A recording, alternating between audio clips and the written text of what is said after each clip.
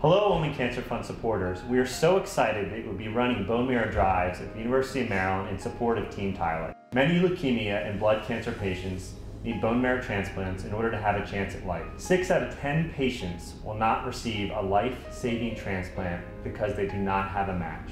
Young donors are particularly important because research has shown that young donors result in more successful transplants. So thank you for making a difference. There is no greater feeling than knowing that you have helped save the life of a patient in need.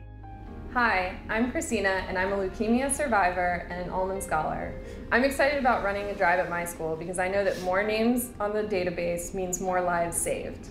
Hi, my name is Devshri and I am a donor recruitment coordinator at Delete Blood Cancer.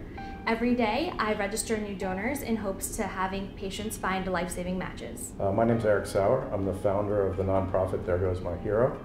In 2008, I received a bone marrow transplant from an unrelated donor in Germany. Thank you for staying with us and helping us save lives. Hi, my name is Mark and I'm a current student at the University of Maryland. I'm thrilled that we will be recruiting more University of Maryland students to join the bone marrow registry. Through Team Tyler, we will be able to make a difference and help save lives. What we're going to do today is walk you through the steps to set up a drive at your school. Depending on 2 factors, the number of people that you expect and the space that you have will determine how you set up your drive. And of course, you'll have the help of your coordinator to set up a successful drive at your school. The first station is where your donor will be educated on the donation process as well as the eligibility requirements in order to be a donor. You will need to ask your donor a few specific questions to make sure that they are eligible to donate, and to make this simple for you, we actually have a 123 card that will be at your station. This outlines exactly what you need the donor to review. So the first one is the eligibility requirements. You want to make sure that they meet all these eligibility requirements. Then you would ask them to check their weight and height and check their BMI and make sure they fall into these categories. And then lastly, you want to explain the 2 ways to donate to them. We want to make sure that our donors will say yes if they are called to be a match for a patient, and in order for them to do that, they need to understand both processes very clearly. So the first process that you can explain to them is when they give stem cells via the blood. So what they'll actually do is they'll have a line hooked up to one arm, the blood will come out, and they will take out the stem cells that they need, and the blood will actually be recycled back into your other arm. This process is about a 4-hour process, and you can feel free to bring a friend, bring a book, watch a movie, whatever it takes for you to be comfortable. You will feel some flu-like symptoms because 4 days prior to the donation, you will be getting some injections so that your bones are producing extra bone marrow cells. And this way, they might feel a little achy and sore, but after the collection, these symptoms will go away. So the second way to donate is the actual bone marrow donation. And you will be under general anesthesia for this, so you will not feel a thing. And so what the doctors will do is they'll actually take the marrow out of your pelvic bone via a needle, and this process will be about half a day long. So when you go into the hospital in the morning, you'll be able to leave by noon. Some side effects from this is you will feel like you bruise your tailbone and you might feel achy and sore, but this lasts only about a week or so, and we've had students, riding their bike about 2 days after the process. The important thing about both of these processes is to make sure that our donors are willing to donate in both methods.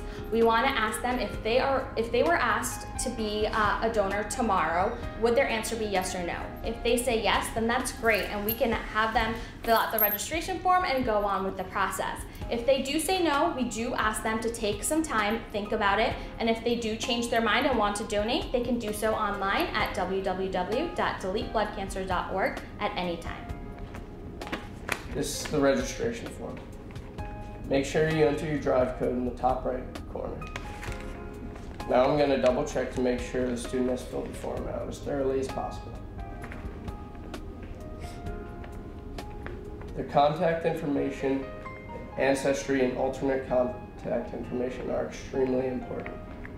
We understand that students are going to graduate in a few years and won't be at the university anymore, so we ask that they provide their permanent contact information. If we do not have this information, they cannot be uploaded to the registry. Remember, they will remain in the registry until they are 61, and if they are a match, we will be able to contact them. Finally, make sure a witness and the donor sign the registration form.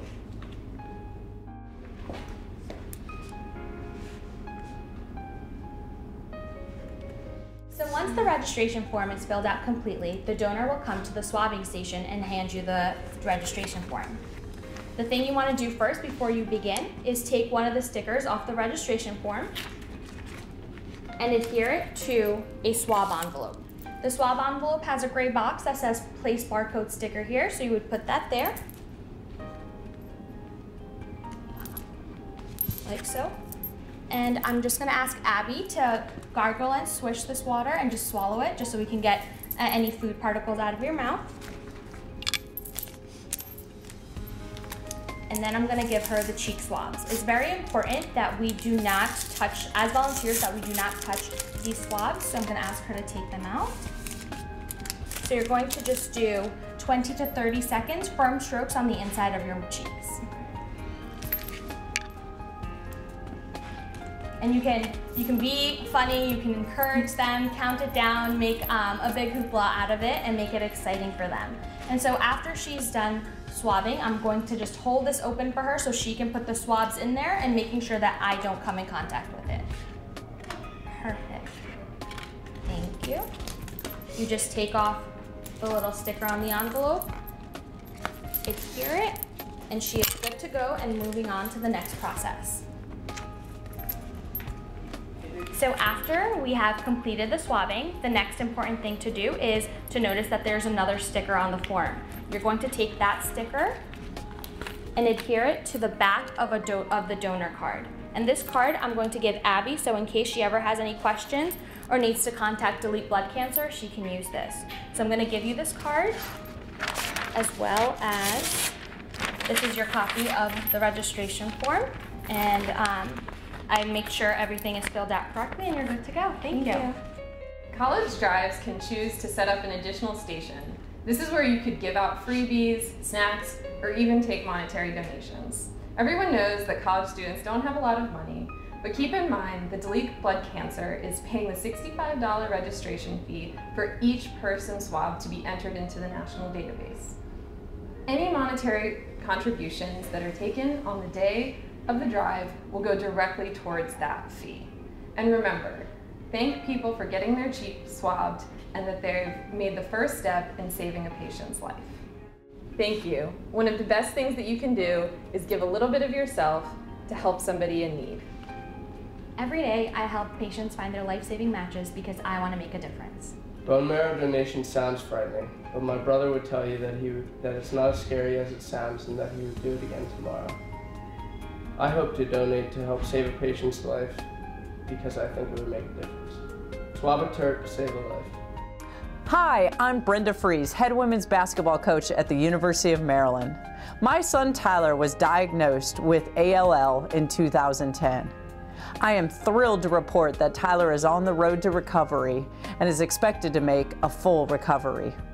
However, not all patients are as lucky as Tyler, and many need a bone marrow transplant to have a chance at life.